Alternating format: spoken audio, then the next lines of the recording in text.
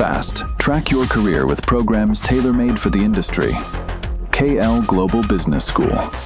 ఢిల్లీలో రగిలిన మంట ఇటు హైదరాబాద్ కూడా పాకినట్టు కూడా కనబడతా ఉంది. హైదరాబాద్ లో కూడా కాంగ్రెస్ నేతలు భారీ ఎత్తున మరి ధర్నా చేస్తా ఉన్నారు. ఇటు చెలో ఏదైతే లోక్ భవన్ కి పిలుపునిచ్చిన పరిస్థితి కనబడతా ఉంది. మాట్లాడదాం ఈ అంశం పైనే. సరే, ఎలా చూస్తా ఉన్నారు నిన్న జరిగిన ఏదైతే రాహుల్ గాంధీ, ప్రియాంక గాంధీ అరెస్ట్ కావచ్చు, అక్కడ ఉన్న కాక్రోచ్ జనతా పార్టీ నేతల పైన కేంద్ర ప్రభుత్వం తీరును ఎలా చూస్తా ఉన్నారు? నా పేరు మోమిన్ రోషన్ జమీర్ అండి. నేను మన Telangana Pradesh Congress committee legal cell state general secretary, అలాగే Hyderabad Waqf protection and coordination committee member అండి గవర్నమెంట్ ఆఫ్ తెలంగాణ. నేను నిన్న జరిగిన ఈ కాక్రోచ్ జనతా పార్టీ అయినా కానీ స్టూడెంట్స్ మీద, అలాగే మన రాహుల్ గాంధీ గారు, అలాగే మన ప్రియాంక గాంధీ గారిని ఏదైతే అరెస్ట్ చేశారో దాన్ని కాంగ్రెస్ పార్టీ తరఫు నుంచి, అలాగే మన లీగల్ సెల్ టీపీసీ తరఫున తీవ్రంగా ఖండిస్తున్నాము. నేను మీకు ఒక చిన్న ఎగ్జాంపుల్ చెప్తామండి. ఎక్కడైనా ఎవరైనా తప్పు చేస్తే, ఏ డిపార్ట్మెంట్లో అయినా కానీ ఎక్కడైనా కానీ వాళ్ళ మీద యాక్షన్ తీసుకోవడం మన ఇండియన్ కాన్స్టిట్యూషన్లో కూడా ఉంది, మన పద్ధతి కూడా, మన లా కూడా అది. అలాగే గవర్నమెంట్లో కూడా ఎవరైతే ఏ పొజిషన్లో ఉన్నారో వాళ్ళ పొజిషన్లో, వాళ్ళ మినిస్ట్రీలో ఏమైనా తప్పులు జరిగితే వాళ్ళు దాన్ని బాధ్యత వహిస్తూ దాన్ని రాజీనామా రిజైన్ చేస్తారండి వాళ్ళ పదవికి. అలాగే ఇక్కడ ఒక పేపర్ లీక్ కాదు, ఎన్నో పేపర్ లీక్స్ అయ్యాయి. అందుకోసం మన భారతీయ జనతా పార్టీ ఏదైతే central minister, education minister Dharmendra Pradhan గారు ఉన్నారో, ఆయన హయాంలో, ఆయన ఇప్పుడు కూడా ఆయనే ఉన్నాడు, ఆయన వందకు ఎన్నో పేపర్ లీక్స్ అయ్యాయి. కాబట్టి పిల్లల భవిష్యత్తు పాడైపోతుంది. కాబట్టి అలాగే స్టూడెంట్స్, అలాగే వాళ్ళ పేరెంట్స్ ఎంతో బాధలో, దుఃఖంలో ఉన్నారు. వాళ్ళ బాధ దుఃఖాన్ని వాళ్ళు అక్కడ ప్రొటెస్ట్ ద్వారా, పీస్ఫుల్ ప్రొటెస్ట్ ద్వారా వాళ్ళు నిర్వహిస్తుంటే వాళ్ళ మీద విచక్షణారహితంగా, చాలా దారుణంగా వాళ్ళ మీద దాడి చేసి వాళ్ళని కొట్టడం జరిగింది. ఆ కొట్టడాన్ని మేము తీవ్రంగా ఖండిస్తున్నాము. అలాగే ఎందుకు కేంద్ర ప్రభుత్వం స్పందించట్లేదు? ఇంతగానము ఒక ప్రతిపక్ష నేత కూడా రోడ్డుపైకి వచ్చినా కూడా ఎందుకు స్పందన కలగట్లేదు? కేంద్ర ప్రభుత్వం ఎందుకు స్పందించలేదంటే మీరు అందరూ చూస్తున్నారు. కేంద్ర ప్రభుత్వానికి పిల్లల భవిష్యత్తు గురించి, అలాగే ఏదైతే పిల్లల నామైన డిమాండ్ల గురించి, అలాగే ఎల్ఓపి మన రాహుల్ గాంధీ గారు పిల్లల భవిష్యత్తు కోసం, అలాగే వాళ్ళ న్యాయమైన హక్కుల కోసం పోరాడుతుంటే ఆయన్ని చాలా అన్యాయంగా నిన్ను అరెస్ట్ చేశారు. ఆయన్ని లాక్కెళ్లారు. ఆయన ముక్కు నుంచి రక్తం వచ్చింది. అలాగే ప్రియాంక గాంధీ గారిని కూడా చాలా అసలు ఎలా తీసుకెళ్లారంటే, వాళ్ళు ఒక పెద్ద పొజిషన్లో ఉన్నారు, ఎల్ఓపి అయినా కానీ ఆయన్ని ఎటువంటి ప్రోటోకాల్ లేకుండా ఎలాగంటే అలా తీసుకెళ్లారు. రాహుల్ గాంధీ గారు ఆయన కోసం కానీ వాళ్ళ పార్టీ కోసం కానీ వెళ్ళలేదు.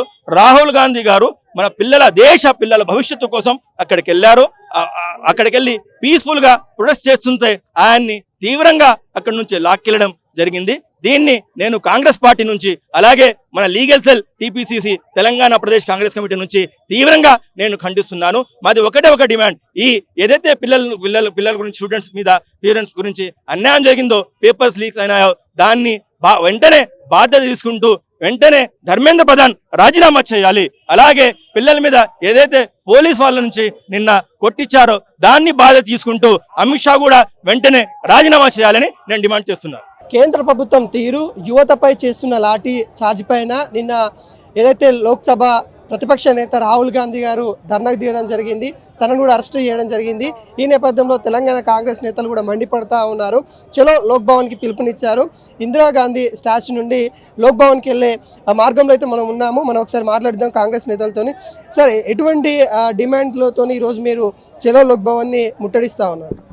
సరే, ఒకటే, ఈ దేశం యొక్క యువత ఈ దేశంలో నడిబొడ్డున ఢిల్లీలో ప్రాణాలకు లెక్క చేయకుండా, రాత్రి నిద్ర లేక, తిండి లేక, కూడు లేక, ఎర్రటెండలో వానల సైతం లెక్క చేయకుండా దేశ యువత కోసం, దేశ భవిష్యత్తు కోసం కొట్లాడుతున్నటువంటి వ్యక్తులను వాళ్ళ ప్రతిపక్ష నేత, ప్రధాన ప్రతిపక్ష నేత అయిన రాహుల్ గాంధీని సైతం 2 కాళ్ళు పట్టి ఈడ్చుకుంటూ రోడ్డు మీద తీసుకెళ్ళినట్టే ఇంతకంటే దుర్మార్గమైనటువంటి పాలన, ఇంతకంటే కీచకమైన పాలన నాకు తెలిసి ప్రపంచంలో ఎక్కడ లేదు.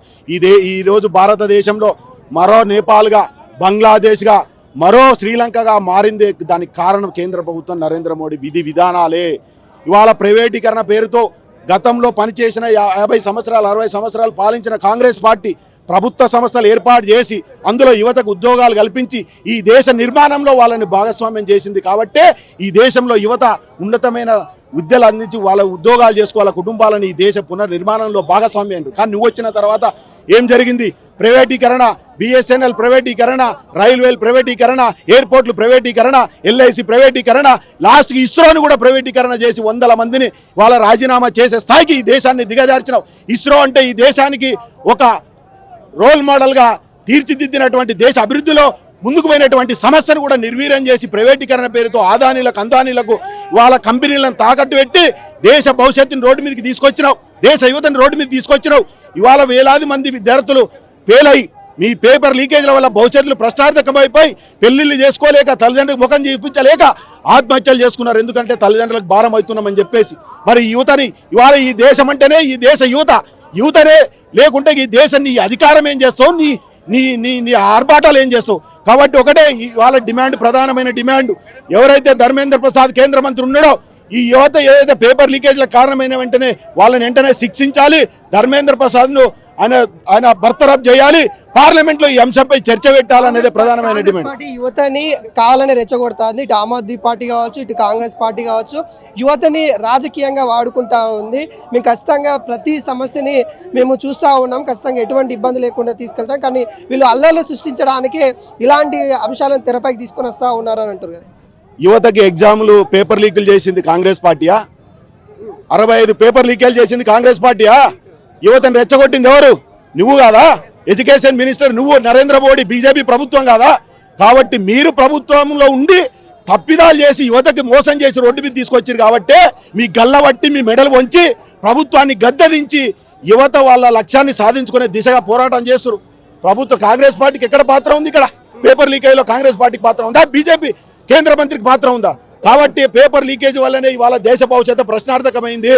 కాబట్టి వాళ్ళు రోడ్డు మీదకి వచ్చి వాళ్ళ ప్రాణాలకు లెక్క చేయకుండా ఇవాళ ఢిల్లీ నడిబొడ్డున కేంద్ర ప్రభుత్వాన్ని మెడలు వంచైనా సరే ఈ ప్రభుత్వాన్ని గద్దె దించి మా లక్ష్యాన్ని నెరవేర్చుకొని దేశ భవిష్యత్తులో నిర్మాణంలో మేము భాగస్వాములు కావాలని ఆలోచన చేస్తున్నాం. బీజేపీ అయినా ఇక్కడ విద్యార్థులను ఆ విధంగా చేస్తా ఉంది. ఇక్కడ రాష్ట్రంలో కూడా కాంగ్రెస్ పార్టీ అధికారులను ఇక్కడ కూడా నిరుద్యోగుల పైన లాఠీ చార్జీ చేస్తా ఉంది. వీళ్ళకి తేడా లేదన్నట్టుగా చాలా మంది మాట్లాడుతున్నారు. ఎవడో ఒకడు సన్నాసి మాట్లాడినాడంటే తెలంగాణలో ఉద్యోగాలు ఇవ్వలేదంటే వానంత పిచ్చి మురుకులు లేరు. నోటిఫికేషన్ లాఠీ చార్జీలు అనేది ఎక్కడ చేసిరు, ఎప్పుడు చేసిరు? ఒక్క విషయం మీరు గుర్తుపెట్టుకోవాలి. ప్రభుత్వంలో ఉద్యోగాలు కల్పించి 95,000 ఉద్యోగాలు ఇచ్చినటువంటి చరిత్ర కాంగ్రెస్ పార్టీది. ఇక్కడ 10 ఏళ్ళ రెండు టర్ముల నుండి బీఆర్ఎస్ పీకింది లేదు, ఉద్యోగాలు ఇచ్చింది లేదు, యువతనేమి వాళ్ళ బాగోగులు చూసింది లేదు. ఇవాళ వాళ్ళ యొక్క పాత్ర, వాళ్ళ యొక్క యూనికి ప్రతిపక్షంగా వాళ్ళు చూపించుకోవడానికి మాట్లాడుతారు తప్ప అది యువతకు తెలుసు, నిరుద్యోగులే తెలుసు. కాబట్టి ఇవన్నీ కళ్ళబోలు మాటలు కాదు. ఇవాళ కేంద్ర ప్రభుత్వం చేస్తున్నటువంటి దుర్మార్గమైన పాలనని మీరు ప్రశ్నించాల్సిన అవసరం ఉంటుంది ప్రతిపక్షాలుగా. ఈ దేశ యువతకు ఈ యొక్క ప్రభుత్వ సంస్థల్లో వాళ్ళకు భాగస్వామ్యం కల్పించి ఈ దేశ నిర్మాణంలో వాళ్ళని భాగస్వామ్యం చేసినప్పుడే అప్పుడు యువత ఈ దేశంలో చల్లగవుతారు. లేదంటే మరో బంగ్లాదేశ్, మరో నేపాల్, మరో శ్రీలంక లాగా ఇవాళ ప్రభుత్వాన్ని గద్దెదించే అవకాశం ఉంది. ప్రధాన ఏంటంటే నిరుద్యోగ సమస్యలు వాళ్ళకు అతి ఘోరంగా నిన్న చేసిన రాహుల్ గాంధీకి రక్షణ లేకుండా కింద పడ్డాడు. ఒక హోదాలు ఉన్న మనిషిని ఇట్లా ఆయనకు బి ప్రాబ్లం అవుతుంది కదా. అంటే గతంలో కూడా ఇలాంటి తప్పిదాలు జరిగినాయి, మేము కావాలనే చేయలేదు, బట్ అన్ని సరిదిద్దుతాము, కాంగ్రెస్ ఒక రాజకీయంగా వాడుకుంటూ ఉంది అంటున్నారు. అది తప్పండి. చెప్పేటోళ్ళు చాలా మంది చెప్తారు. ఎందుకంటే గతంలో మాది ఇప్పుడు తెలంగాణ రేవంత్ రెడ్డి గారు, మా అధ్యక్షుడు గారు నిరుద్యోగులకు ఉద్యోగాలు ఇస్తాను, ఇప్పటికీ ఉద్యోగాలు ఇచ్చారు. కేసీఆర్ ప్రభుత్వం వాళ్ళు ఏమంటారు, ఇయ్యలేదు అని నలుగురు తీసుకుపోయి బాగా మాటలు నేర్పించి వాళ్ళకి అదే చేసిండు. అంతేగాని తెలంగాణలో ఉద్యోగాలు రేవంత్ రెడ్డి వచ్చాక ఉద్యోగాలు కల్పించిండు. ఇక ప్రతి ఉద్యోగికి లేదని చెప్పని ఎంసెట్ ర్యాంక్ కానీ ఏది కానీ వాళ్ళకి ఉద్యోగాలు ఐటీ రంగంలో ప్రతి రంగంలో రేవంత్ రెడ్డి గారి ఇక్కడ తెలంగాణలో పొరపాటు అనేది లేదు.